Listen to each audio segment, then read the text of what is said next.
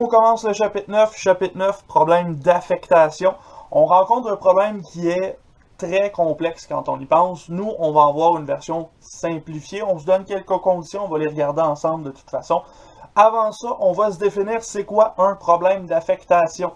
Le problème d'affectation, le nom le dit un peu. Là. On veut affecter des choses à d'autres choses. En particulier, ça va être un problème dans lequel on va affecter des variables à d'autres variables. Dans notre cas en particulier, les variables qu'on va affecter, ce seront des employés.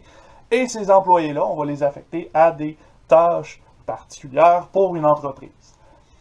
Pour le reste de ce chapitre-ci, on se donne certaines conditions à remplir pour que le problème soit plus abordable, plus facile à solutionner pour nous. Les conditions qu'on doit respecter, il y en a 6, on les a listées dans vos notes, on les regarde ensemble et on essaie de comprendre qu'est-ce que ça veut dire. On se dit que chaque employé peut effectuer chacune des tâches. Ça veut dire qu'il n'y a personne qui va pouvoir vous dire « Ah, je ne peux pas faire cette tâche-là parce que je n'ai pas la formation nécessaire. » Tous nos employés ont les formations nécessaires pour faire toutes les tâches possibles. Il n'y a personne qui est affecté seulement à 2 ou 3 tâches parce que ces tâches-là sont son domaine. On peut affecter n'importe qui à n'importe quoi. Ensuite de ça, chacun de nos employés va devoir effectuer une seule tâche.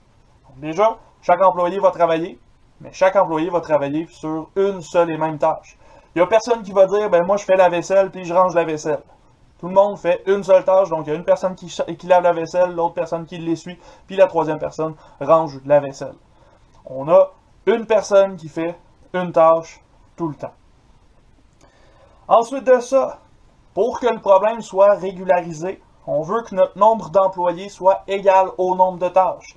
Ça veut dire que chaque personne fait une seule et même tâche et chaque tâche est effectuée par une seule et même personne. C'est ce qu'on trouve justement dans notre quatrième condition. La tâche doit être effectuée par une seule personne. Il n'y a pas deux personnes qui lavent la vaisselle. Il y a une seule personne qui lave la vaisselle. Ensuite de ça, en cinquième position, on veut que l'affectation de nos employés à la tâche on veut que l'affectation de l'employé I à la tâche J entraîne un coût CIJ. Par exemple, l'employé 1 qui fait la tâche 2, ben ça va peut-être coûter 7 à ce moment-là. Donc on dira que le coût 1-2 sera égal à 7 dans l'exemple qu'on vient de donner. Finalement, notre but, ça va être évidemment de minimiser le coût total. Donc on veut que la réalisation de toutes nos tâches coûte le moins cher possible avec les employés qu'on nous a alloués. Ceci étant dit, on va regarder une représentation de ce problème-là sous la forme d'un tableau. Tableau qu'on va voir tout le temps pour la suite. C'est un tableau qu'on va utiliser beaucoup, notamment dans notre algorithme à la section 9.2. Donc, on se revoit dès que j'ai effacé mon tableau. Voilà, avec la magie du cinéma, j'ai fait apparaître mon tableau. On a à gauche complètement, en première colonne, les employés 1, 2, 3, jusqu'à l'employé N. N ici, ça représente le nombre d'employés qu'on a dans le problème. Pour les autres colonnes, ce sont toutes des tâches. Tâches 1, 2 jusqu'à N. Encore une fois, N, parce qu'on a indiqué dans nos conditions qu'on devait avoir autant d'employés que de tâches dans notre problème d'affectation. Maintenant, dans ce tableau-là, chaque intersection entre une ligne et une colonne représente le coût de cette affectation-là. Donc ici, l'intersection entre l'employé 1 et la tâche 1, ça représente le coût 1,1. Employé 1, tâche 2, le coût 1,2. Employé 1, tâche J, le coût C1J. Employé 1, tâche N, C1N. Aussi simple que ça. On peut faire la même chose pour n'importe quel autre coût. Par exemple, pour l'employé 2, C2,1, C2,2, C2J, C2N, etc. Pour l'employé I, CI1, CI2. Pour l'employé I, tâche J, CIJ. Employé I, tâche N, CIN. On fait la même chose pour l'employé N, CN1, CN2, CNJ, CNN, sans trop de difficultés. Ce tableau-là, on va le revoir tellement souvent que vous allez être écœuré à la fin de cette section-ci. On va avoir souvent à utiliser ce gros tableau-là. Évidemment, on n'aura pas trop d'employés, trop de tâches, peut-être chose comme 6, 7 employés. et cette tâche-là. On n'a pas des si gros tableaux que ça, il faut qu'on soit capable de les utiliser et de les réécrire facilement sur un tableau aussi. Donc, on voit ça ensemble, on va voir quelques définitions avant de se lancer dans nos algos et on finira la section 9.1. Quand on sait comment représenter le problème d'affectation, on va essayer d'en résoudre un problème d'affectation justement. À la page 142 de vos notes, on vous donne une mise en situation. Dans ce cas-ci, on a une entreprise de camionnage et on a des déplacements à faire, des lieux de livraison, des lieux de cueillette. Donc, on doit aller livrer de la marchandise, aller chercher de la marchandise à des endroits et on a des camions qui peuvent faire tout ça. Dans ce cas-ci, on nous a déjà donné la représentation du problème d'affectation. On a nos 3 lieux de livraison, les 3 lieux de cueillette, et on a le coût engendré pour chacun de ces lieux-là. Et ce qu'on veut faire, c'est trouver une solution, une résolution de ce problème-là, qui va affecter chacun des lieux de livraison à un lieu de cueillette pour solutionner le problème. Ici, comme on a 3 livraisons, 3 cueillettes, le problème est relativement simple en soi. Il y a 6 solutions possibles uniquement à ce problème-là. On vous les a listées dans un tableau en dessous et on peut voir rapidement quelles sont les solutions possibles et quel est le coût total engendré pour chacune de ces solutions-là. Par exemple, solution 1, affectation 1, 1, 2, 2, 3, 3. Ça veut dire que livraison 1 va avec cueillette 1. Ça veut dire que livraison 2 va avec cueillette 2. Et ça veut dire que livraison 3 va avec cueillette 3. Le coût engendré devient la somme de ces 3 chiffres-là, 12 plus 45 plus 34, qui nous donne 91. Vous pouvez faire ça avec toutes les autres solutions possibles. Parce que si on vous les a listées ici, les 6 solutions au complet, et si on cherchait à trouver la solution à moindre coût, celle qui est la plus avantageuse pour la compagnie, ben, ce serait la solution 2, étant donné que c'est elle qui a le coût total le plus petit. Ça veut dire qu'on affecte la livraison 1 à la collecte 1, on affecte la livraison 2 à la collecte 3, et on affecte la collecte 3 à la livraison 2. La livraison 3 à la collecte 2, pardon. Donc, à ce moment-ci, le coût total devient 12 plus 15 plus 22, qui donne 49. C'est ça le coût le plus bas pour ce problème-ci. Évidemment, on peut confirmer nos conditions pour le problème. On a chaque employé chaque lieu de livraison qui est affecté à un lieu de cueillette. Chaque lieu de cueillette, pas facile à dire, chaque lieu de cueillette est affecté à une livraison et une seule dans ce cas-ci. On a effectivement autant de livraison que de cueillette. Nos conditions fonctionnent dans ce cas-ci. Ici, le problème était relativement facile à solutionner. Parce qu'on avait 6 solutions. On peut les lister, ces solutions-là. C'est pas si difficile que ça. Si on regarde un petit peu les affectations qu'on nous a données, en fait, on va trouver la logique assez rapidement. On a commencé par en haut à droite. On est allé chercher ce qu'il pouvait y avoir dans les 4 qu'il y avait en bas. Donc, 1, 1, 2, 2, 3, 3. 1, 1, 2, 3, 3, 2. Ensuite de ça, on a déplacé à 1, 2. Ici, à 1, 2, on est allé chercher qu'est-ce qu'il y avait comme possibilité pour les 4 autres ici. Donc, 1, 2, 2, 1, 3, 3. 1, 2, 2, 3, 3, 1. On inverse les chiffres ensemble. C'est pas si difficile que ça à trouver comme méthode. Par contre, c'est long. C'est long à faire. C'est certain que ça va être plutôt long à aller chercher si on se ramasse avec, disons, 7 lieux de livraison, 7 lieux de collecte. On se retrouve avec beaucoup plus de solutions à trouver et ça devient rapidement beaucoup trop long pour nous. Donc évidemment, on aimerait se trouver une façon de solutionner le problème plus rapidement.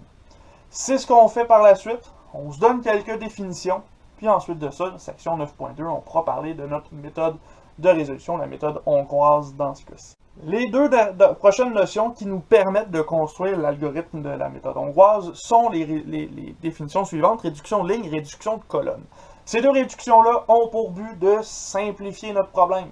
On veut faire en sorte que, premièrement, les chiffres soient moins gros, et on veut faire en sorte qu'il y a des zéros qui vont apparaître dans notre tableau pour pouvoir aller trouver une solution optimale, une solution à coût minimal. On regarde ensemble qu'est-ce que sont chacune de ces réductions-là.